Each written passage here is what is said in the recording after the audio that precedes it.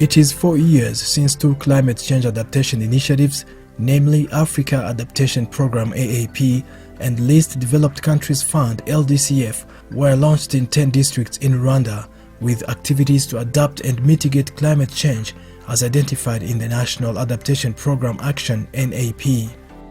NAP predictions highlighted some serious effects of climate change in Rwanda reflected in water scarcity, famine, landslides, heavy and erratically timed rains, extreme hot weather conditions, and rigid hot dry air that can potentially burn up things. Activities that were earmarked to mitigate climate change include water rationing and management, establishment of early warning system and rapid response system, increasing productive activities, boosting agriculture productivity, promoting climate resilient seeds, and source for alternative energy.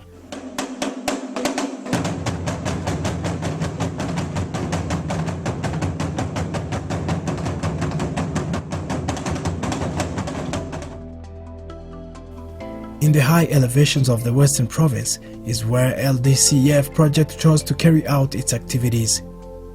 Many mountains in these districts were bare, causing soil erosion, landslides, farmers' crops swept away, and lives were normally lost because people didn't know how to adapt to effects to climate change.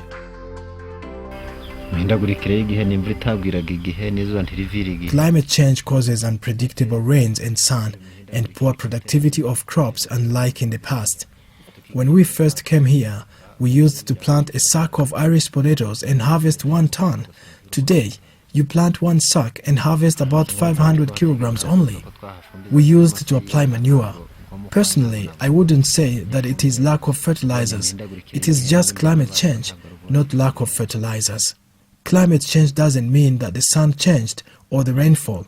It is a change in climate causing low agricultural harvests. LDCF project planned to involve the residents in the activities so that they can derive benefit from owning those activities, as well as generating income to start small-scale projects that would reduce exploitation and dependence on land as a solution to all their needs. Since working with LDCF project, beneficiaries affirm that their lives and the districts have been transformed.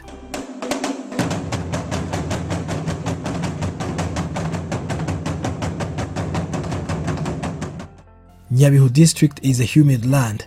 The district's humidity contributes to its soil fertility, which favors cultivation of a variety of crops.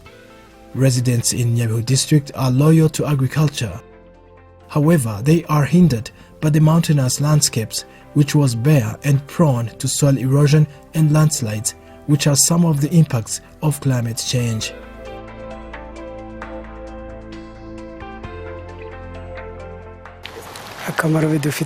The activities benefit us a lot and the residents in this area to uplift us from poverty. Most of the target activities in Nyabihu district that were aimed to improve the welfare of the beneficiaries were achieved.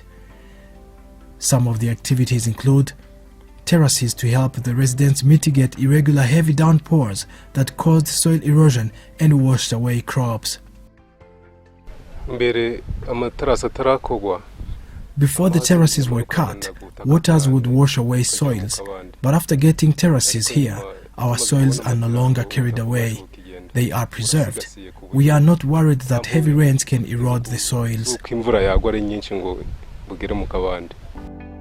Residents in Nyabihu grow mainly Irish potatoes. They have benefited from terraces through reduced cost in clearing farmlands. The change can be seen, especially according to me. People used to use a lot of efforts. They used to dig a piece of land, as they are measured here with about 200,000 Rwandan francs. Compared to today, a piece of land that equals to 1 terrace can be dug for 70,000 Rwandan francs or 50,000 Rwandan francs. For example, a piece of the farm field on which 200 kilograms of seeds could be used. Workers were employed to remove stones. If you made efforts to dig your farm field, but if the owner of the farm field above you didn't dig his, the water will flow down and fill your farm field. All you did will go to waste. You will again start to dig pits to hold water. By doing so, you are destroying crops, while others were washed away and incur a huge loss. Today, a resident sits back and relaxes because no erosion can deposit in their gardens. These residents were assisted in digging terraces in their farm fields. Now many have embraced growing fruit trees, including the yet-to-be-harvested tree tomatoes. I'm expecting to harvest after 12 months. The least I will harvest is 800 kilograms.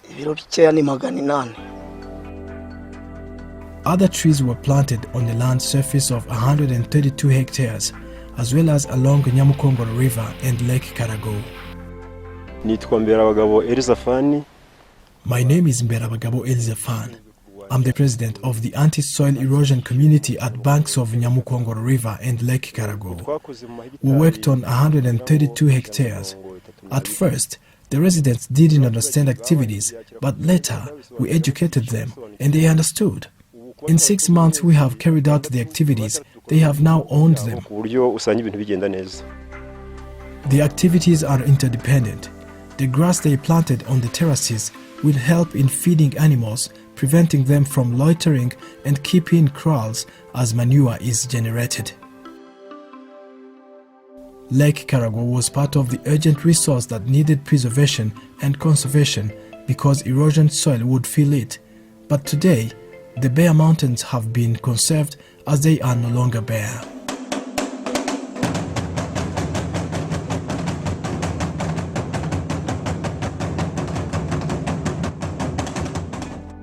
These houses here were built on the fringes of Lake Karago. They were submerged into water because there was no longer siltation. Ikiyaga cya Karago amazi yarongeye agarura isura. Isuri yajyagamo iragabanuka. Gishwati nayo nuko nguko. Hari ibikorwa rero byakozwe mu by'ukuri byaradufashije cyane mu guhangana n'ibibazo by'iyangirika ry'ibidukikije, cyane cyane byari bishingiye ku masuri. Dushimira ikigo cy'igihugu gishinzwe kubungabunga ibidukikije kuko cyadufashije mu gukemura ibyo bibazo.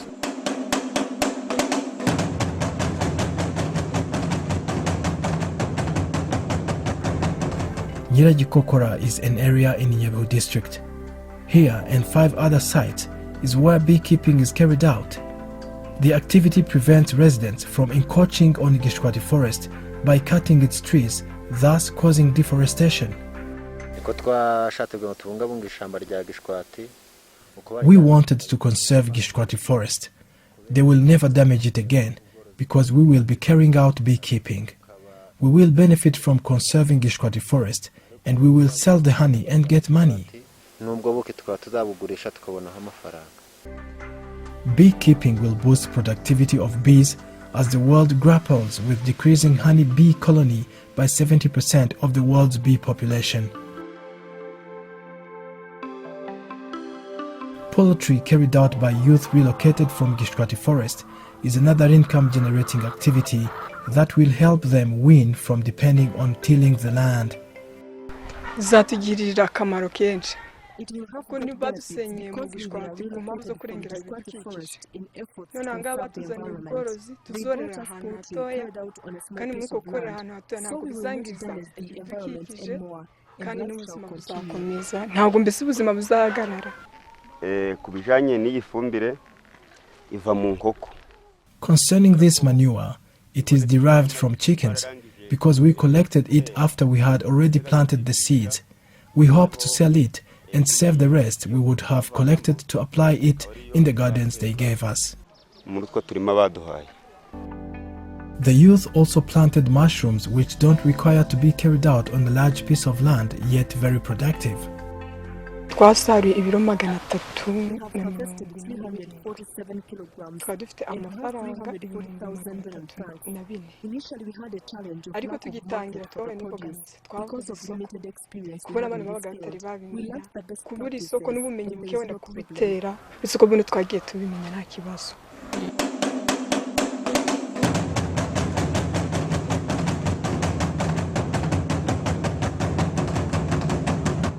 Before land conservation activities were introduced in Ngororero district, the district helped the citizens to improve their welfare and boost their incomes.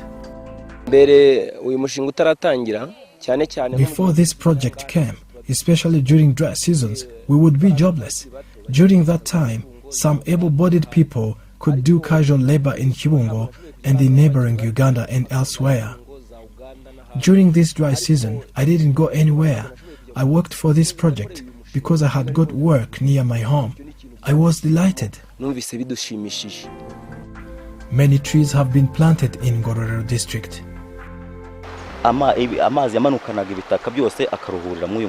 The floods would carry sediments and deposit it into this river. Trees you see planted here trap the soil, in that all the soil doesn't deposit into the water. Residents who worked in these projects got work. That is why these trees are thriving. When these trees grow, they will add to soil fertility, especially that trees can be mixed with crops. They add nitrogen to the soils.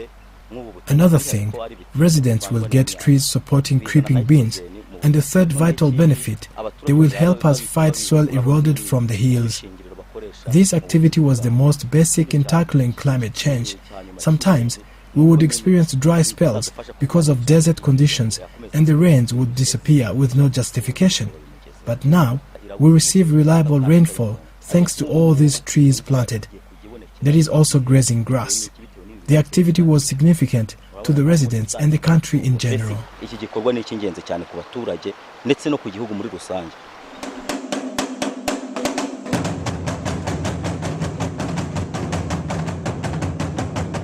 This is Rubavu district, which was ravaged by heavy rains and poor soil management that led to soil erosion. But a lot has changed since working with the LDCF project. At first, I was skeptical because they were digging ditches and later planted trees. We were concerned, but later we realized it was good because stagnant water was flowing through them. They planted reeds and trees. We feel there is no problem any longer.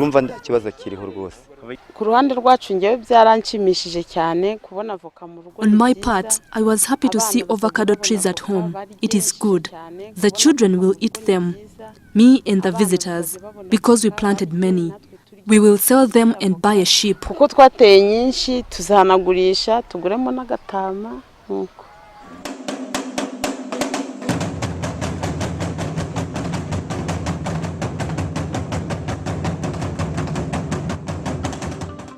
Mountains in Rutsiro district were degraded because of soil erosion due to deforestation, especially on the natural forest of Gishwati. Residents relocated from the forest and settled in Bitenga village, requested to be supported in their farming activities. Rutsiro has a population of over 50,000 cows. Although they had asked LDCF project to construct them a milk collection center, the district chose to begin with construction of a veterinary pharmacy. It is completed now. Indeed, we would have begun with a milk collection center, but following consultations with our sponsor Rema, we realized we had to begin with construction of a veterinary pharmacy because of the following reasons. To preserve dairy milk cows so that we have healthy cows and increase their productivity. We began with the veterinary pharmacy and get a vet officer and stock it with drugs and be able to offer services to the cows we have in the district, many of which are in Gishwati forest. Then we will think of the milk collection center in the second phase. But the veterinary pharmacy will support the cows we have to boost their productivity so that by the second project we would be having enough milk production.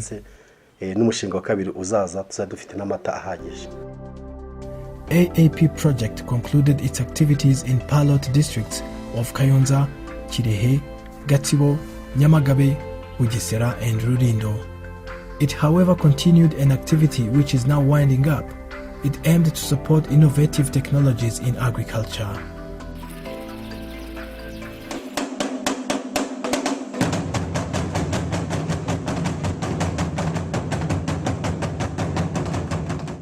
Normally, crop irrigation is done by equipment which use fuel.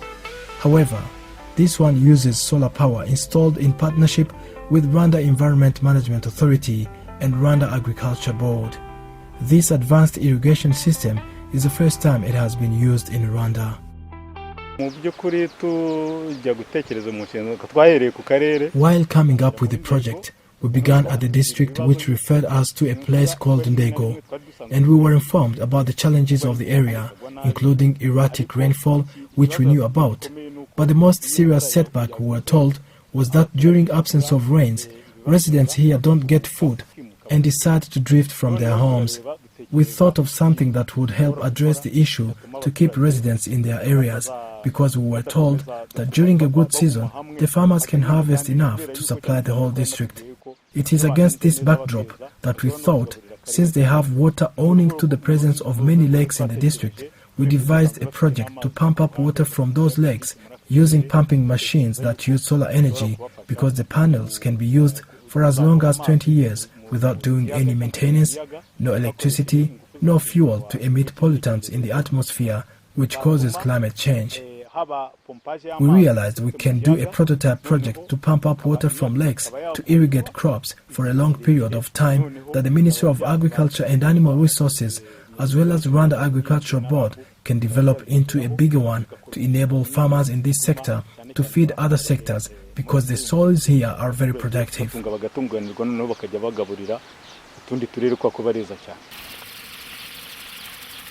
This is indeed an exemplary activity.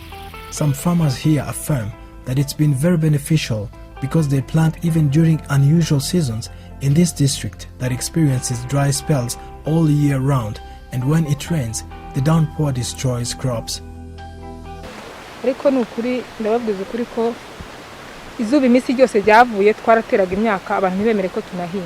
During the dry season, people wouldn't allow us to plant. Some even think that we don't do agriculture because the soils are dry. But ever since they brought us water, we were able to grow maize, beans, and we have realized bumper harvest.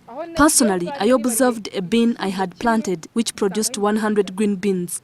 I am not lying, even other residents know about it. It was my first time to plant tomatoes. This is my first ever harvest. I realized that if I got regular and timely supply of water, I can plant tomatoes and get plentiful of harvest. So what was required of me? There were 2 gardens, each measuring 30 by 100 square meters. I immediately planted tomatoes and they gave me water on time. Irrigated maize are healthy compared to those that rely on rainfall. There is a difference. The water is useful to us. We are 20 farmers on this field irrigating crops, but if it's possible, you can add us more. Farmers come here on a study tour to see how we use this water. Look at these tomatoes, how they are thriving. Although we experienced rainfall recently, but irrigation water has contributed a lot. I haven't yielded the fruits yet, but when I see them, it builds my hope that tomorrow I will make it productive. The benefits of the activities have not trickled down to all residents. In areas where it is yet to be carried out, the leaders affirm that residents have ceased abandoning their homes because of famine. There is one over there, and another one there, and a third one. About 15 houses are empty. The program to promote timely and reliable weather forecast updates with the help of weather stations spread across the country facilitates farmers to work effectively and efficiently and empowers them to prevent disasters.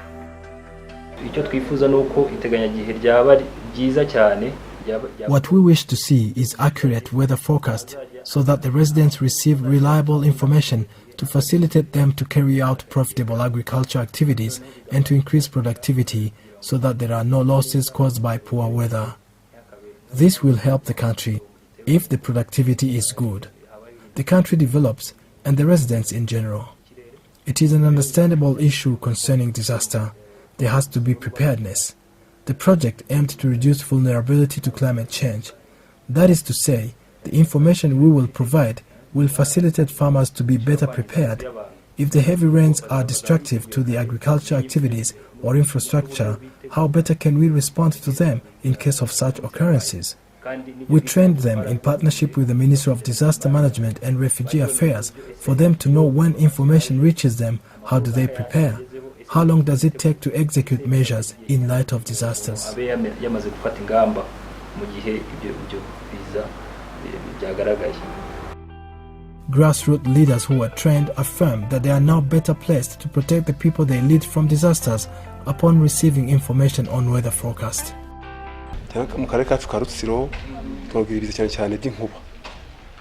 In our district, Rutsiro, we tell them more about lightning. They trained us on preventing disasters such as heavy rains and lightning. They told us about umbrellas, that we should ask residents to fold their umbrellas during lightning and when the rains are due. Another thing that they taught us in preventing lightning is mobile phones. We can switch off our mobile phones when lightning occurs. They said for lightning to strike a person, they may have had a role in it. The electric cables, where you touch them when it's lightning, you can even die. They said we will be receiving the information via short messages. They told us to convene urgent meetings for people living in high disaster risk zones and relocate them to a better landscape.